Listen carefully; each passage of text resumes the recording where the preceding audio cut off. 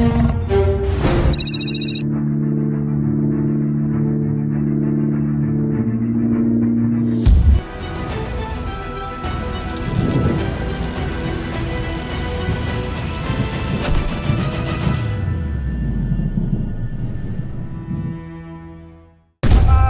po na yan, tapos na po yan, matagal na po. Gusto mong puntahan kita sa presinto, pakita ko sa'yo, sa harap ng hepe mo? Gusto mo patawag kita sa IAS, Internal Affairs sa Campo Grande? Antayin kita roon. Walang problema. Gusto mo pasundo ka namin. Napabitag ka na, ipinabitag ka. Umayos ka. Hindi ako nagbibiro. Ako, si Ben Tulfo, nagsasabi, umayos ka. Isang pulis ang malimit magwala tuwing malalasing. Not once, not twice, not thrice. Abay, hindi mo na kayang bilangin. Kaya lumapit na sa bitag, naglakas loob na sa mga residente. Hindi na nakayanan ng kanyang kawalang-hiyan. Kinig ka, Kulokoy, tutugising ka namin. Listen carefully. Read my lips. Look me straight in the eye. Si General Eliazar hanggang November 13, sinabi niya, pakikipagtulungan ng mga mamamayan sa mga walang hiya gumawa ng kabalastugan. Sabi niya, katuwang ang taong bayan, komunidad, barangay, sityo, purok, ang taong bayan para magkaroon ng malinis na hanay ang kanyang pulis, mag-report, magsumbong, ipaalam. Panoorin natin ang detalye ng sumbong na ito, mga bossing. Ako po at ang aking mga kapitbahay ay nagkaisa upang idulog sa inyong Sir Ben at sa bitag ang reklamo namin laban kay Crisanto Bautista, pulis ng Marikina, sa ginagawa niyang pangharas, pananakit at pamamasok ng bahay dito, pangunguha ng cellphone. Ibigay yung cellphone namin! Kayo pumasok sa tindahan ko na nanahimik ako! Pagwawala sa tuwing malalasing at may insidente pa na nagpapatok siya ng baril. At kami po, lahat ng mga kapitbahay ko rito ay nagkaisa. Sa susunod na gawin niya ito kami po ay bibidyohan siya upang makadulog po kami sa tanggapan ng bitag. Sana po Sir Ben matapos na po ang kayabangan ng pulis na ito. Tuwing malalasing naghahamon ng away. Sobrang sakit po ng ulo ng barangay ng Kaantaong ito. Si alias Boboy. Kakausapin natin sa linya ng telepono. Itatago natin kanyang pagkikilinlan dahil malakas daw to sa Marikinang pulis. Ang sino daw magsusumbong? Ganun. Alias Boboy, magandang hapon sa'yo. Magandang hapon po Sir Ben. Okay. Ano ang gusto mong gawin natin?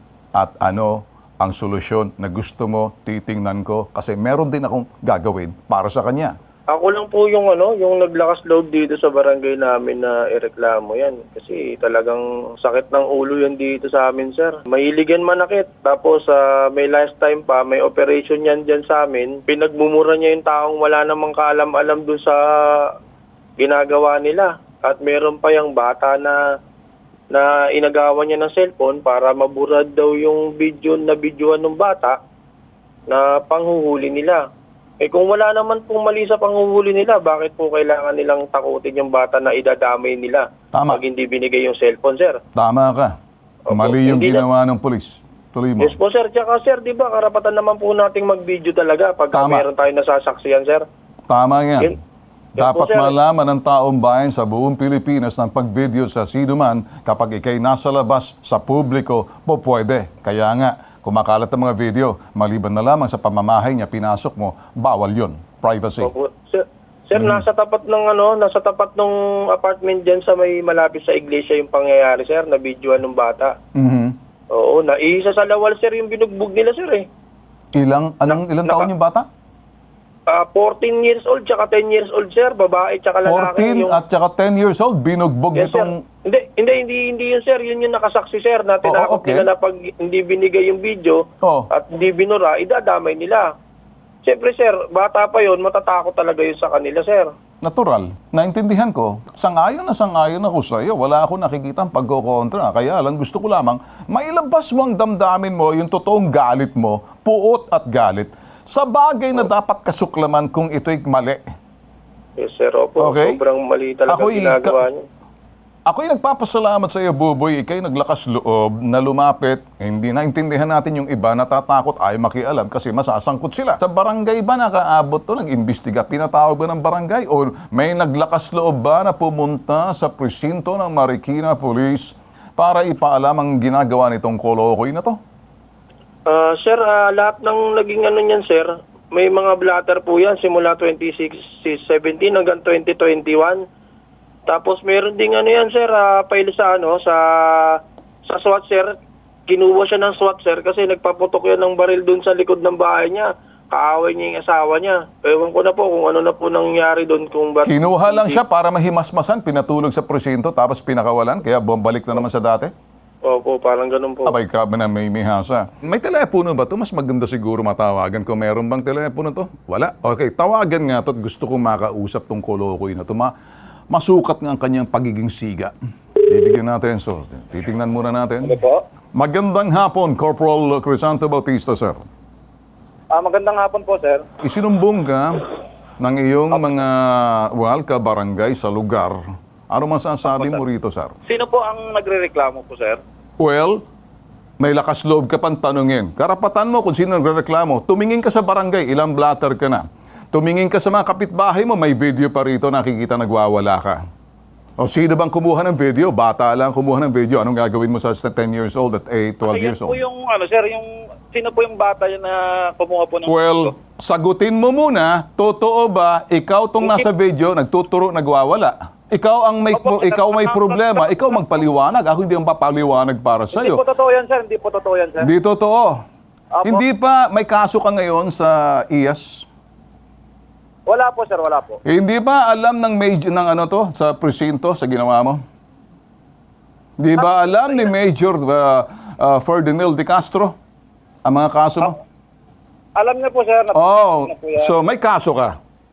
Wala po, sir. Wala po. So wala kang kaso. Ngayon ka lang magkakakaso dahil ipinabitag ka. Ngayon, boss, ako ano po, magsasabi sir, sa iyo, boss. Boss, ang may ano po video dyan, kami, ano? Corporal? Opo, sir. May video kami rito. Kaya naman kita puntahan sa presinto kung gusto mo. Magkita tayo para paliwanag ko sa'yo. Pakita kong video sa'yo. Hindi ako nagbibiro sa harap ng presinto, sa harap ng boss mo. Kung gusto mo, diretso tayo kay General Eliazar. Anong sinabi ni General Eliazar? Ben, kinakailangan natin dito ang mga mamamayan makipagtulungan, magkaroon ng lakas ng loob, isumbong ang kanilang pang-aabuso. Ka-interview ko lang sa Chief PNP nitong linggo sa loob ng Campo Crame. Isang tawag ko lang. At tatawagan ko kanyang Chief Aide Camp na Colonel, hindi ko sasabihin sa iyo, sigurado mapapatawag ka. Maliit ka lang na pulis, kaya lang sa akin sa Opo, Marikina. sir. Para maano po. Okay, para maano. Ikaw ba'y nagpaputok nung ikay sa barangay? Kasi yung yung mga reklamo po na yan, tapos na po yan, matagal na po. O, pero totoong may reklamo laban sa iyo. Dati na po na... Alright, ano na so- po, na... Okay. naayos na po yan, sir. Alright, Po. so in other words, naayos na yan. Okay, ibig Opo, sabihin, may pattern ka ng pang-aabuso, naayos nga lang. Subalit, Ay, itong video na to na sir, nagwawala kang wala papakita po ko sa'yo. kasalanan. Gusto mong puntahan kita sa presinto, pakita ko sa'yo? Sa harap ng hepe mo? Gusto mong patawag kita sa IAS? Internal Affairs sa Campo Crame? Antayin kita roon. Walang problema. Gusto mo pasundo ka namin. Hindi ako nagbibiro. Huwag mo ko lolokohin, ha? Ano po, sagutin ko na lang po yung mga issues. Sasagutin mo na lang, ha? O, sige. Humanda ka ng pagsagot mo, napabitag ka na, ipinabitag ka, umayos ka. Hindi ako nagbibiro. Ako, si Ben Tulfo, nagsasabi, umayos ka. Masisirang ibang mga pulis na matitino sa katarangan mo. Umayos ka. Hindi po, Umayos ka na. Larga! Nasa linya ng telepono ngayon si Major De Castro, sir. Good afternoon po, sir. Okay, sir. Kami nagtatanong lang, sir, kung nakaabot pa sa inyo, sir, ang mga reklamo o sumbong din ho na mga ito'y sa barangay ho, kay hinggil ho to kay Corporal Crisanto Bautista kasi may mga records na ho sa barangay, lumapit na ho sa amin sa bitag, kaya kami kino-cross-check lang ho namin, sir, kung nga ba'y nakaabot yan sa inyo presinto. Actually, sir, nanonood po ako ngayon. Pinapanood ko po yung pinanguhugutan nila. No? Ang nakikita ko po dito, hindi po nakarating yung reklamo sa amin. Since na para magkakilala po sila, sir, dyan sa isang barangay na yan eh. And yung isa sa kanila, sir, wala nakapagreklamo papunta rito sa opisina. Tama ho kayo, sir. Tulad ho niyan, no, matagal na pala, narinig ko sir, para may mga ilang taon na. 2017 up to 2021, nagkaroon ho ng pattern, sir, pati sa barangay may mga records. Wala lang ho lakas ng loob, siguro dahil kabaka. Ngayon, ang iba, nagbuklod-buklod na ho sila para magsumbong, kaya lang ayaw ho pakita mukha. Pwede ho ba, sir, magkaroon muna kayo ng motu proprio investigation, self-initiated investigation by going to the barangay and the blatter to establish the pattern na meron ho talagang history na kanyang pang-aabuso. Kaya hindi ho to overnight abuse, hindi ho to once. Pattern na ho to, sir. May method na ho siya, may pamamara na ho siya. Alam niyo ho, sir, mga tao takot.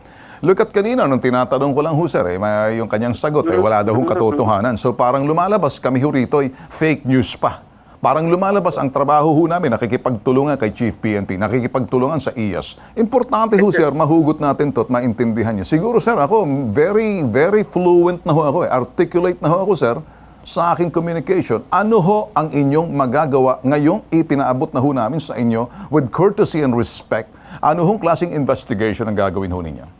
Yes sir, actually, bago niyo po nasabi na talaga mag-iimbestiga, yan na po ang inaano ko since na nakarating ngayon po sa aking kaalaman na dapat maimbestigahan to siya, no? And Okay. pansamantala, he will be relieved from his position. Siguro, sir, ganun, ano? Well, in the same manner, sir, titimbre ho kami sa Internal Affairs Service sa Campo Crame so that the Campo Crame, motu proprio rin, magpupunta rin dyan, ipapatawag siya dahil may interview naman ho kami, sir. May mga videos naman to, sir. May blatter naman. So, parallel investigation, sir. Habang nag-iimbestiga kayo on the ground dun sa tao ninyo, we will also have to, tap the services ng Internal Affairs Service. Ito rin ho sinasabi ni General Eliazar na kinakailangan malaman ng tao. Especially, sir, kayo, hindi nyo kinukonsinte ang mga ganitong klaseng pulis natin.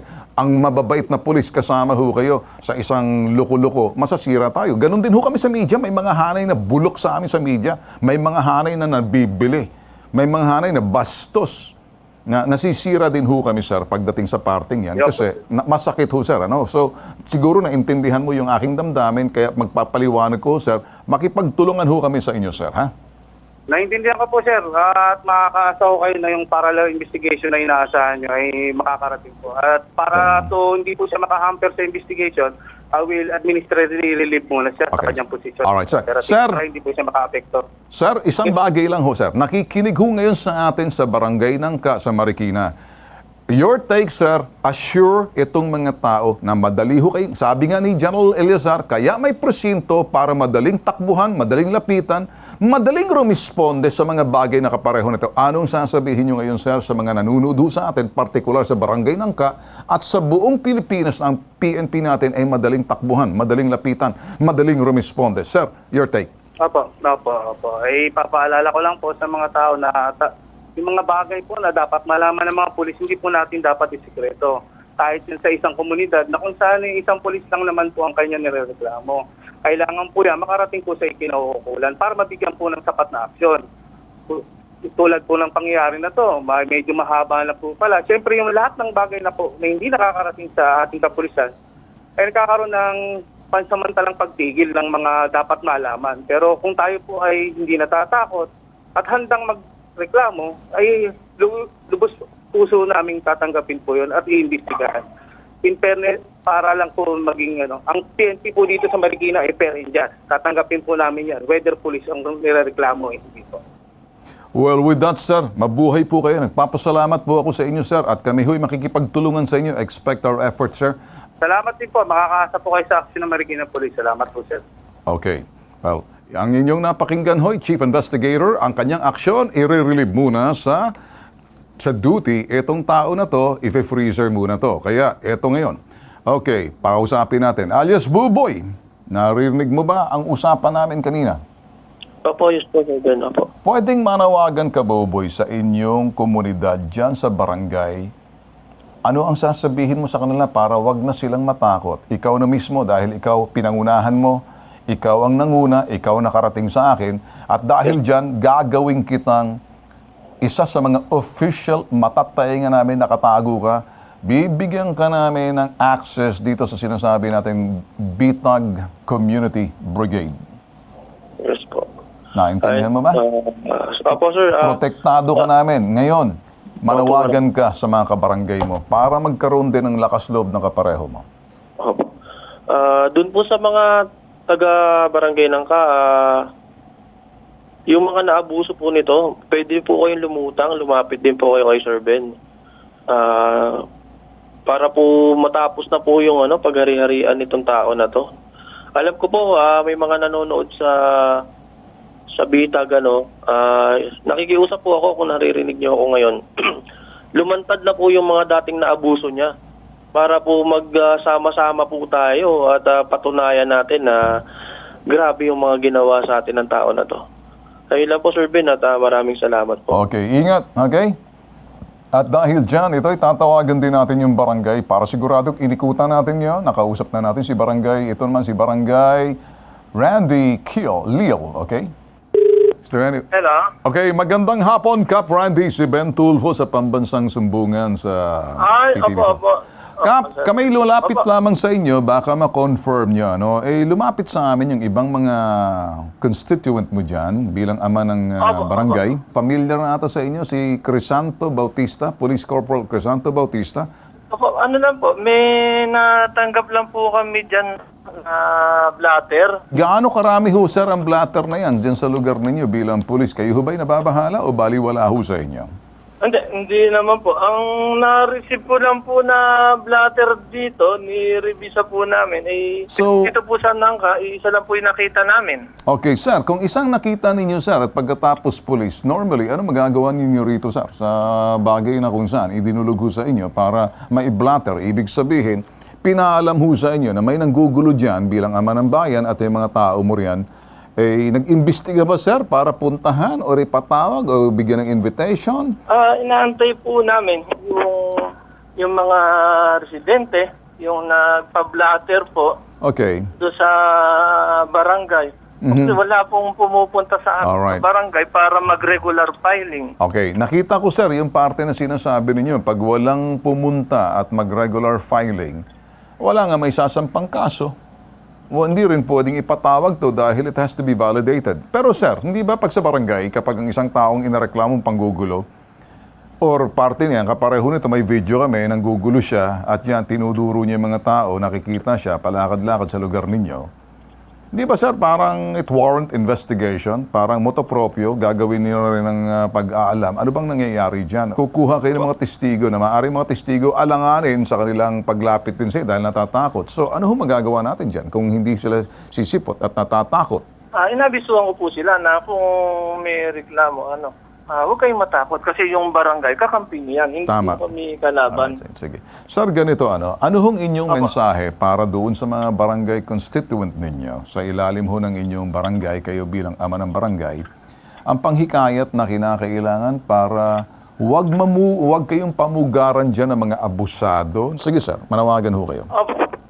Ganito po, sa mga residente ko po, lalo na sa barangay Nangka, kung kayo po may mga reklamo, lalo na po sa ating mga empleyado ng barangay, sa ating mga tanod, lalo na sa kapulisan, wag po kayong matakot. Ang barangay po, lagi po namamagitan lang po yan. Wala pong kinakampihan ng mga barangay official po. Kasi kung kayo po matatakot, lalo po kayong aabusuhin yan. Narinig nyo na ho, kapag ang isang barangay, ang mga tao takot, yung takot ninyo, dapat lang kayo pamugaran ng mga abusado. Nagagalit ho ako Nagagalit ako kasi kuminsan tayo kami, kayo ipagtatanggol, pero wala naman kayong mga bayag o buong loob na para tumayo sa gilid ko o sa likod ko, ako mangunguna, hanggang tago na lang kayo. Kahit na ho yung mga kriminal na nagtatago sa inyong lugar na mga wanted na tinutugis namin. Kahapon mismo, pagkatapos ng Pambansang Sumbungan, #ipabitag mo kay Ben Tulfo, ni-relieve muna sa pwesto bilang pulis itong si Bautista. Nakikita niyo yung papel na ipinadala ho sa atin. Relief assignment ho muna siya para hindi ho makapang-abuso. For the information of everybody, sir, actually, pagkatapos po ng yung programa at natanggap po ng Marikina City Police Station ang reklamo laban kay Police Corporal Bautista, agad po namin siyang i-relieve sa kanyang assignment at siya po ay nasa holding section. Alright. Yesterday din po, sir, i-add ko lang po na agad pong pumunta ang pre-charge investigator po natin sa barangay Nangka na kung saan ay formal namin sinimula na motopoprio investigation laban kay Police Corporal Bautista na kung saan nakausap naman po natin ang barangay captain po doon at si Mr. Buboy po, sir. However, nagpa-schedule na lang po si Sir Buboy ng Webes. Formal complaint po. Maraming salamat, sir, sa inyong agarang pagkilos. Nagpapakita na talagang kung ano yung tama, ipinatutupad ho talaga ng ating kapulisan. Pamamagitan ho ng inyong tanggapan. Kami ho'y nagpapasalamat ho. Ay, salamat din po, sir, at nakarating po sa amin ang problemang ito. Umaksyon na tayo, nag-iimbestiga na, motopropyo. Ibig sabihin, sila ho mismo ang pumunta sa barangay para ikalap lahat yung mga reklamo at sumbong. At para doon sa ibang mga ito'y kabarangay ninyo, maglakas loob naman. Huwag matakot. Mahirap kasi kung kayo matatakot, kaya mananatiling nakatago yung sinasabing itinatagong baho. Hindi ho ba, Boboy? Yes po. Tama po. Anong say mo ngayon, Boboy, na naumpisahan na natin? Ayan na mismo.